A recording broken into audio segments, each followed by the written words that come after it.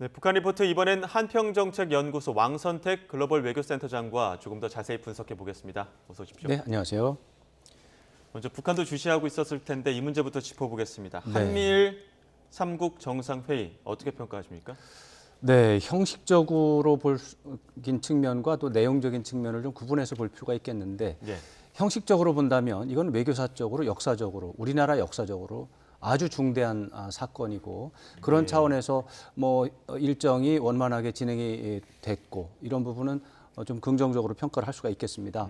사실은 외교적으로 본다면 한미일 3국이 회원이 되는 다자 협력체가 새로 생겨난 겁니다.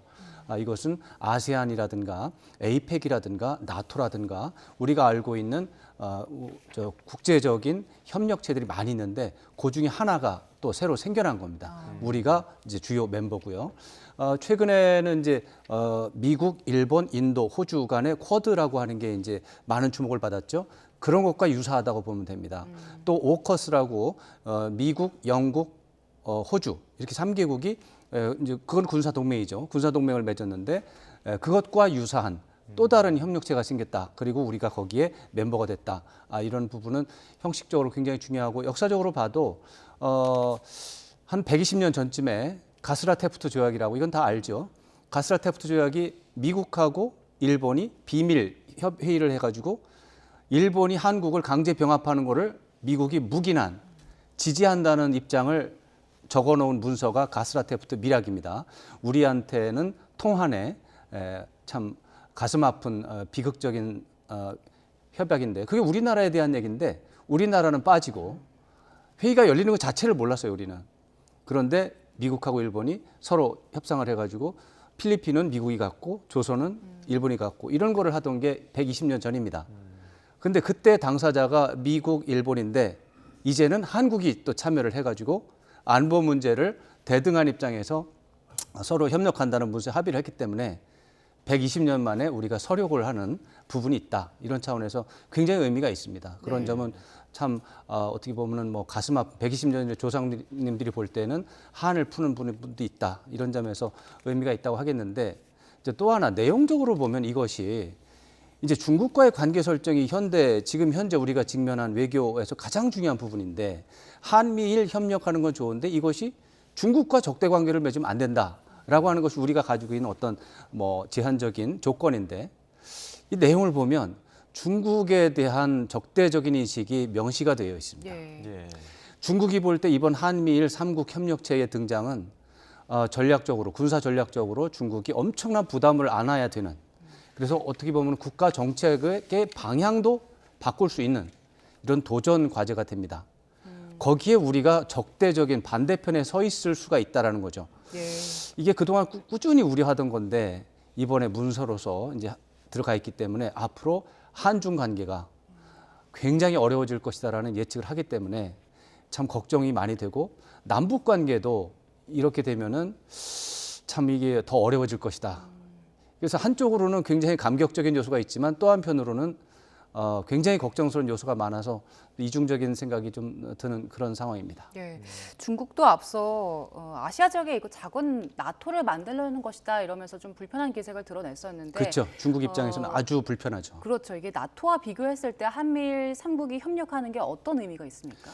네, 이제 나토와 비교를 하는 게 이제 국가 간의 협력체의 범위, 수준 이런 거로 볼 때 이제 차이는 있습니다. 나토는 한마디로 말해서 군사 동맹입니다. 예. 가장 수준이 높은 국가 간의 협력이고 거기는 31개국이 가입이 된 대규모 다자 안보 군사 동맹인데 지금 한미일 협력체에는 군사 동맹이라고 볼 수 있는 여지는 없습니다. 군사 동맹이라고 하면 어느 일방이 다른 나라의 침략을 받으면 자기가 침략받은 것을 간주해서 도와준다. 이런 문구가 들어가야 되는데 그런 문구는 없습니다.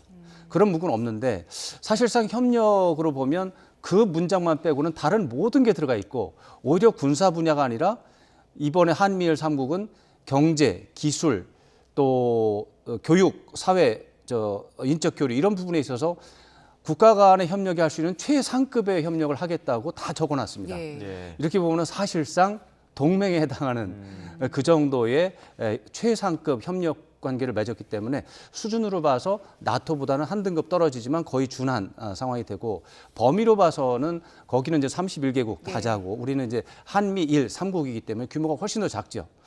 그런 차원에서 나토보다는 이제 좀 어떻게 보면 한 단계 낮다고 볼 수 있는데 그러나 지금 보면 그렇고 미국이 갖고 있는 외교 전략 구상이 있어요.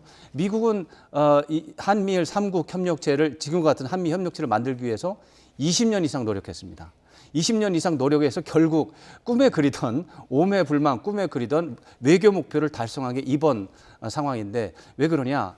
1999년에 한미일 3국 그 협력체가 있었어요. 그걸 티콕이라고 하는데 티콕 협의를 통해서 한 3, 4년 동안 하다가 이게 한일 간에 마찰이 생기면서 중단이 됐습니다. 예. 그때 미국이 안 되겠다. 이 한미일 간의 협력체를 만들고 더 큰 나토 같은 협력체를 만들어야 되겠다라고 하는 꿈을 그때부터 꾸게 된 겁니다. 그런데 그게 매번 한일 간의 어떤 문제 때문에 이제 무산이 된 거죠. 가장 대표적인 게 2015년 한일 위안부 합의입니다. 그게 바로 오바마 행정부에서 한 거고 그때 바이든 대통령이 부통령으로서 적극적으로 협력하던 개입하던 그 프로젝트가 바로 한일 관계 개선이었습니다. 한일 관계 개선해서 그 다음에 한미일 협력하죠. 한미일 협력체 만든 다음에 그 다음에 나토 이제 다른 국가들을 협력 국가들을 더 모으는 겁니다. 당장 필리핀, 호주, 뉴질랜드 이런 나라들이 싱가포르 이런 나라들이 추가적으로 가입할 수 있습니다. 거기다가 조금 더 나가면 인도네시아라든가 베트남이라든가 인도 이런 나라들도 가입할 수 있습니다. 예. 그러면 한미일 3국 협력체가 인도 태평양 10개국 협력체로 발전할 수 있는 토대가 첫 번째 퍼즐이 맞춰진 겁니다. 다음 퍼즐로 가면 나토와 유사한 다자 군사 동맹 됩니다. 예. 그게 미국의 꿈인 거고 최종적인 목표인 거죠. 근데 그동안 그게 20몇 년 동안 안 되다가 이번에 됐기 때문에 미국으로서는 뭐 그야말로 저 사흘 낮밤을 울어도 시원찮을 만큼 기쁜 상황입니다. 네, 지금 국정원에서는 한미일 3국 정상회의 계기로 북한이 도발할 것이다 이렇게 전망을 하긴 했는데 그렇죠. 한편에서는 또 바이든 대통령과 김정은 국무위원장이 뭐 대화할 용의가 있다 이런 또 대화 가능성에 대한 또 제기도 있었습니다. 그렇죠. 도발을 할까요? 대화를 할까요?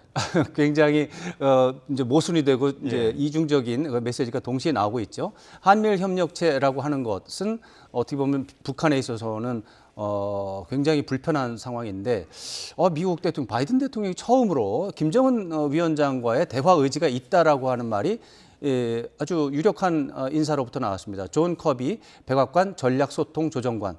이분은 뭐 바이든 대통령의 대변인이라고 봐도 됩니다. 외교 안보 분야 대변인 맞습니다. 예. 그분이 교도통신과의 인터뷰에서 그렇게 말을 했거든요. 예. 그러니까 이거는 충분히 바이든 대통령의 의지가 실려 있는 말인데 말씀하신 것처럼 왜 하필 이런 시점에 근데 이게 다른 사건이 겹쳐져 있어서 그렇습니다. 트래비스 킹 이병 사건입니다. 트래비스 킹 이병이 한 달 전에 어떤 배경이든지 하여튼간 북한으로 월북을 했고 예. 그것 때문에 미국 정부는 트래비스 킹 이병을 무사히 구출해내는 것이 정부 차원의 국가 차원의 과제가 되어 있습니다. 그것을 위해서 그 북한의 관심을 끌기 위해서 대화를 유도하기 위해서 큰 선물을 던진 겁니다.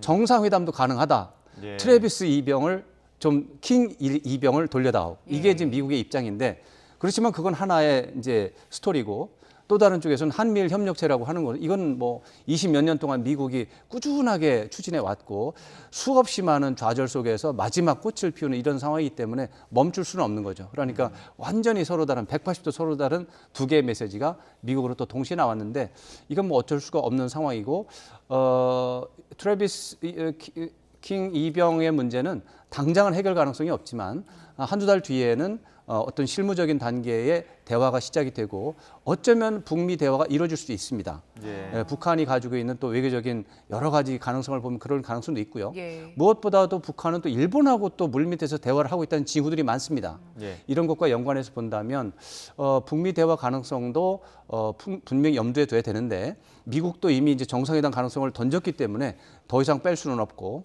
그러나 당장은 가시적인 성과는 없을 것이다. 이렇게 볼 수 있습니다. 네. 예. 다음 주에 이제 한국과 미국이 연합 군사 훈련을 할 텐데 네. 이런 상황에서 북한과 러시아도 연합 군사 훈련을 할 수 있다 이런 보도가 나왔는데 네. 가능성은 어떻게 보세요? 가능성이 높은 이야기입니다. 왜냐하면 국정원의 정보 판단이기 때문입니다.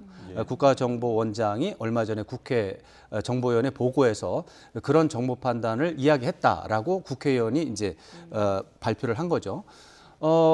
이번에 이제 세르게이 쇼이구 러시아 국방장관이 7월 25일부터 27일까지 평양을 방문해서 예. 김정은 위원장과 회담을 했잖아요. 예. 그 회담 결과에 대한 국정원의 정보 판단입니다. 그렇기 때문에 가능성은 있는데 그러나 제가 몇 차례 말씀드렸지만 러시아와 북한 간에는 역사적으로 원한이 많습니다. 그래서 가까워지기에는 너무나 먼 그런 근본적인 장애 요소가 있어서 연합 군사훈련을 하기에는 문제가 좀 있고 무엇보다도 북한이 중시하는 외교 관계는 북러 관계가 아니고 북중 관계입니다. 북중 관계 속에서 대북 경제 제재 문제를 풀고 또 중국과의 협력 관계를 더 격상시키는 게 목표인데 중국이 북러 연합 군사훈련을 좋아할까요? 저는 그렇게 생각하지는 않습니다. 중국이 좋아하지 않을 것 같습니다. 그러면 그런 것들을 봐서 연합 군사훈련을 하더라도 아마도 규모가 좀 작은 초보적인 단계 그 정도는 할 수 있겠지만 중대 규모 이상 연합 군사 훈련을 해서 한반도의 군사 전략의 지형도를 바꾸기는 어려울 것이다. 이렇게 예상할 수 있습니다. 지금 미국 재무부가 북한과 러시아 간의 그 무기 거래 관련해서 세계 기업 제재를 발표했고 네. 또 한미일 정상회의에서도 바이든 대통령 러시아의 어떤 잔혹한 전쟁을 지원하는 북한의 잠재적 무기 지원을 비롯한 어떤 위협 이런 네. 이야기를 또 했단 말이죠. 그렇죠. 이 무기 거래에 대한 심각성을 어떻게 보십니까? 그 부분이 자꾸 이게 이제 징후가 왔다 갔다 해서 저도 참 판단하기가 좀 어려운데 한편으로 보면은 북한이 이미 러시아에 포탄 등 무기 지원을 하고 있다라고 하는 징후가 있고 그런 정보가 있다고 하는 게 미국 쪽에서 나오는 얘기인데 이번에 세르게이 쇼이구 국방장관의 평양 방문 이후에 또 미국에서 나오는 논평을 보면 그렇지가 않습니다. 쇼이구 장관이 평양에 왜 갔느냐? 북한으로부터 무기 수입을 설득하기 위해서 갔다는 겁니다. 그 얘기는 무기 지원을 아직 안 해주니까 설득하러 간 거 아니겠습니까? 그러니까 그런 분석 자체가 그동안에 무기 지원이 없었다라는 것을 증명하는 겁니다. 논증하는 겁니다. 예. 그렇기 때문에 이번에 이제 미국 재무부에서 러시아와 또 뭐 카자흐스탄에 기반을 둔 기업 3개가 한 사람의 소유이기 때문에 사실 같은 이제 기관인데 거기에 대해서 북한과 러시아의 무기 밀매를 지원했다고 해서 제재를 했습니다. 근데 제재를 했는데 그 혐의가 지원을 했기 때문에 제재한 게 아니고 그러한 거래를 중지하고 그런 계획을 짰기 때문에 이 제재를 한다는 거예요.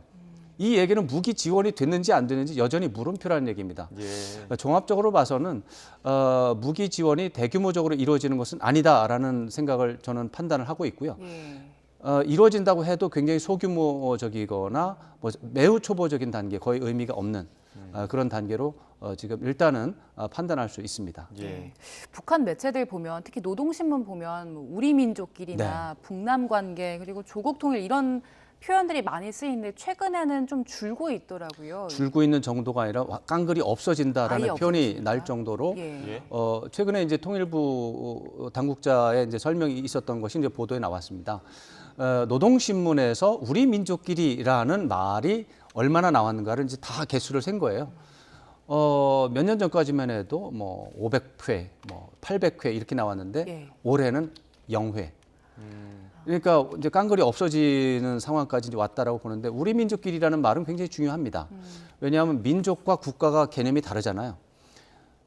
북한과 우리는 같은 민족이니까 민족이라는 말을 쓰면 한국하고 북한은 같은 공동체가 됩니다.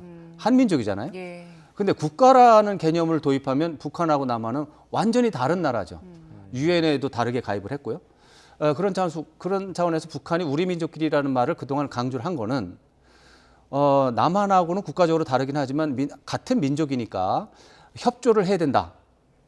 그리고 무엇보다도 우리 민족끼리 일을 하자는 거는 우리 민족이 아닌 다른 민족과는 다른 협력을 하지 말고 우리 민족끼리 협력하자. 즉 남한과 협력하는 군사동맹이 미국과는 대화하지 말고 예. 북한하고 대화하자. 이게 이제 북한이 우리 민족끼리라는 말을 쓰는 이유입니다. 여기에 대해서 우리 남쪽에서는 한미 동맹이라고 하는 거는 우리 안보의 근간인데 어떻게 그 미국하고 대화를 끊고 오직 북한하고만 대화를 하겠느냐. 그거는 좀 무리다. 안 된다. 이제 이렇게 하는 게 우리의 입장이었는데 그런 차원에서 북한하고 남한하고 우리 민족끼리라는 말을 놓고 계속 싸움을 했던 겁니다. 줄다리기를 했던 겁니다. 우리 민족끼리라는 말만 너무 강조하는 것은 곤란하다. 우리는 동맹도 있고 다른 여러 가지 있으니까. 그런데 북한 스스로 그런 말을 안 하고 있는 거예요. 이거는 북한이 최근에 우리 국가 제일주의라고 하는 새로운 그 구호를 내걸면서 국가 정책 기준을 좀 변경한 게 있거든요. 그게 바로 우리 민족끼리를 너무 강조하다 보니 남한하고의 체제 경쟁이 언제나 부담이 되는 거예요. 국력 격차가 너무나 나니까 김정은 위원장 입장에서는 우리 민족끼리 얘기를 계속 해봐야 남북의 격차가 너무 크니까 북한이 지고 있다는 이미지가 너무 크니까 당분간 그건 좀 보류하고 북한하고만 얘기하고 남한은 좀 얘기하지 말자. 이런 식의 생각이 들어있고 그게 우리 국가 제일주의라고 하는 것을 강조하는 그 배경이 될 수가 있어요. 근데 이런 것은 제가 볼 때는 좋은 전략은 아닙니다. 김정은 위원장 입장에서는. 김정은 위원장이 사실 권위주의적 독재를 하면서 말도 안 되는 그 독재를 하고 있지 않습니까? 그 특히 정치범 수용소라든가 인권이라는 부분에서 또 민주주의 절차라는 부분에서 우리가 용납할 수 없는 많은 어떻게 보면 범죄적인 행위들을 많이 하고 있죠. 이런 것들을 하는 근간이 바로 미국이라고 하는 이제 북한에서 봤을 때 미국이라고 하는 제국주의 강대국과의 전쟁을 하고 있고 남한을 거기서 해방시켜야 된다. 한민족이니까. 그렇기 때문에 자기의 권력, 독재적인 권력이 정당화된다. 이렇게 설명을 했거든요. 근데 지금 우리 민족끼리라는 말을 안 쓰잖아요. 그럼 자기가 독재를 하고 있는 근간, 논리적인 근간이 없어지잖아요. 논리적인 모순입니다. 이거는 자기 자해적인 그런 조치이기 때문에 네. 일시적으로 감정적으로 남북 간의 격차가 너무 커서 우리 국가 제일주의를 하고 있지만 결국 그렇게 갔다가는 자기 권력이 송두리째 뺏길 염려가 있어서 다시 우리 민족끼리로 돌아갈 수밖에 없는 그런 상황이라는 이야기 될 거라고 생각합니다. 예, 알겠습니다. 여기까지 듣도록 하겠습니다. 지금까지 한평정책연구소 왕선택 글로벌 외교센터장과 이야기 나눠봤습니다. 오늘 말씀 고맙습니다. 고맙습니다. 고맙습니다.